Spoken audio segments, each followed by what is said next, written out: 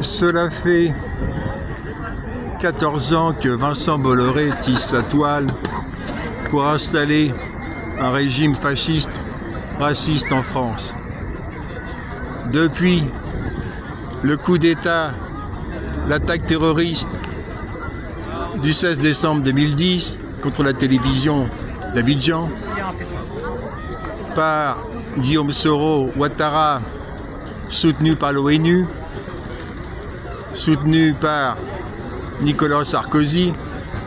Cela fait donc 14 ans que Bolloré, avec l'argent volé aux Camerounais, des paysans camerounais Socapalm payés 50 € par mois, cela fait 14 ans que Bolloré tisse sa toile et a acheté Canal+ avec cet argent néocolonial, avec cet argent impérialiste. Depuis tout ce temps-là, le vol esclavagiste du travail des paysans lui a permis de créer un pouvoir médiatique pour installer le fascisme en France. Bolloré avait simplement de l'avance sur le plan de Trump, Poutine et toute l'extrême droite fasciste mondiale pour écraser les libertés et instaurer un fascisme carbone en l'occurrence, un fascisme anti-écologique, un fascisme anti-humanité, puisque ce fascisme-là a comme objectif de continuer la destruction de la Terre, continuer les émissions de carbone et perpétuer précisément l'esclavage des Africains. En l'occurrence, cet esclavage se complète maintenant par un vol, le vol de la taxe carbone, le vol des autorisations à polluer, puisque précisément la France, par exemple, serait censée verser actuellement 100 milliards d'euros aux Africains pour avoir le droit de multiplier par 4 le plafond tolérable des émissions de carbone, en l'occurrence 2,4 tonnes de CO2 par an.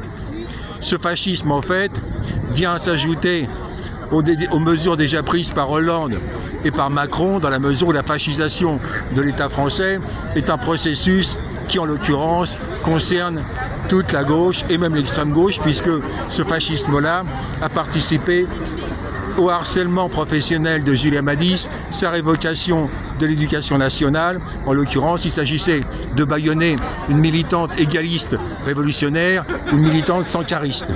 En l'occurrence, donc, ce fascisme-là prend maintenant des mesures pour s'attaquer à ceux-mêmes qui ont participé à cette répression des révolutionnaires.